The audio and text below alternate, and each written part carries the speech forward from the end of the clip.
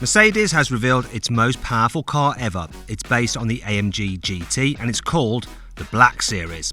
It's faster, meaner and more exclusive than any other AMG. And here are the carwow top 10 things you need to know about it.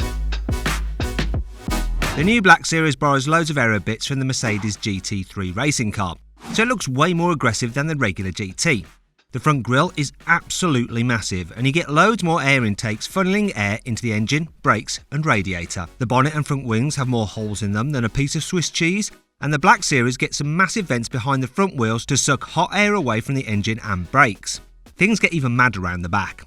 Just check out that wing. It looks like AMG couldn't decide what type of spoiler to use, so they just fitted all of them. The bumper is wider than the standard car too, but the Black Series 4 exhaust pipes look a bit conventional.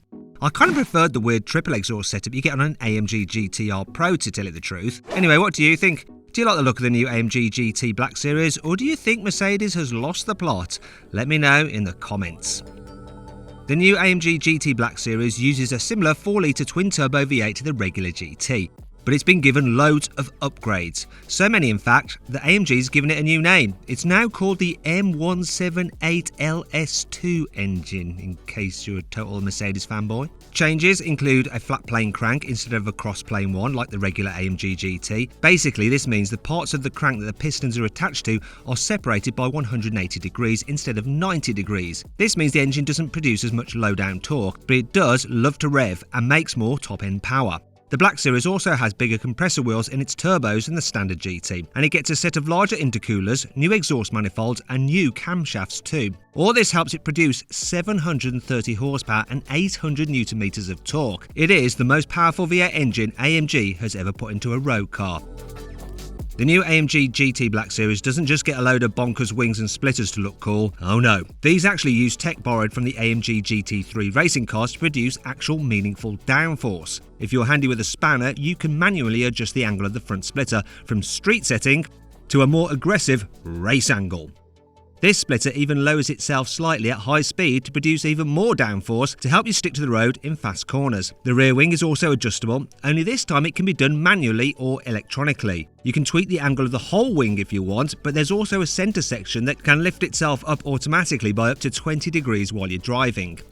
In the most hardcore master driving mode, this flap stays up until you hit 155 miles an hour. Go any faster and it hunkers down to reduce drag. Hit the brakes or suddenly turn the wheel and it'll pop back up to give you more downforce. It's all clever stuff.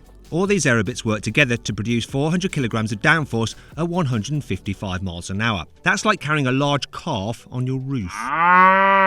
The new AMG GT Black Series will do 0 to 60 miles an hour in less than 3.2 seconds. That's exactly the same as the AMG GT 63S 4-door, and that has 4-wheel drive, whereas the Black Series is just rear-wheel drive. I reckon it's even more amazing that the Black Series will do 0 to 120 miles an hour in less than 9 seconds. If you can find a racetrack with a long enough straight, or you're feeling particularly brave on the Autobahn, the AMG GT Black Series will max out at a whopping 202 miles an hour.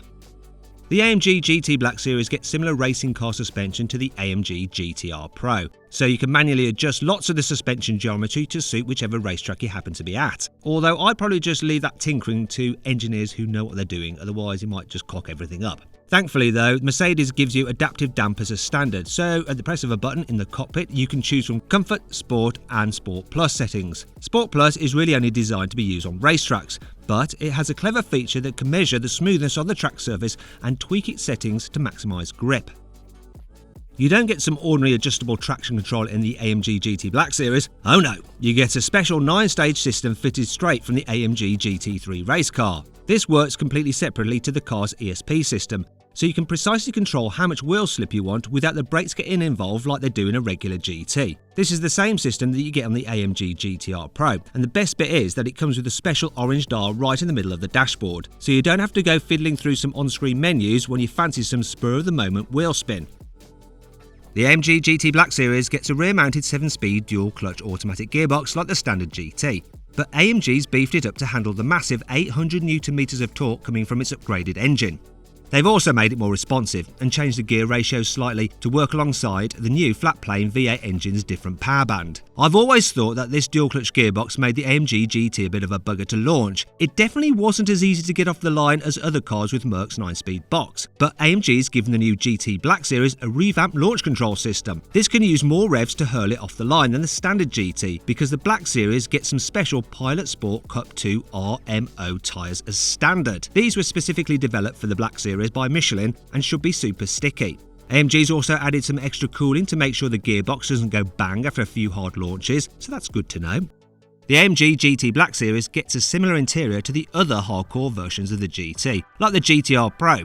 So you get a set of really supportive bucket seats as standard, a flat-bottom steering wheel, and the same centre console with the buttons laid out to look like the cylinders in a V8 engine.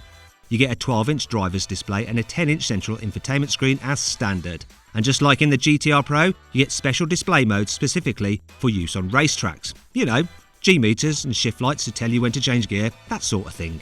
The AMG GT Black Series also comes with exclusive orange stitching that you don't get on any other AMG GT.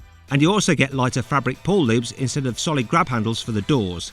Although how much weight that actually saves, I'm not sure. After all, you could undo all that good work by just having a big burger for lunch.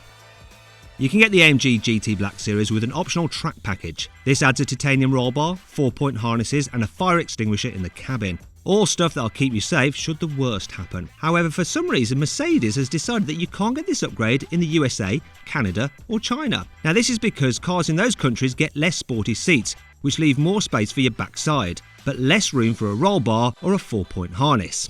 Bad luck, guys. Mercedes hasn't said how much the new AMG GT Black Series will cost, but all Black Series cars are expensive and very exclusive. So you can bet it'll cost significantly more than the £190,000 GTR Pro. But if you're wealthy enough to afford one, it'll probably hold on to its value pretty well over the years. After all, that's exactly what happened with the last Black Series model, the SLS Black. If you want to see more on that car, click on the pop-out banner in the top right-hand corner of the screen to watch my in-depth video review.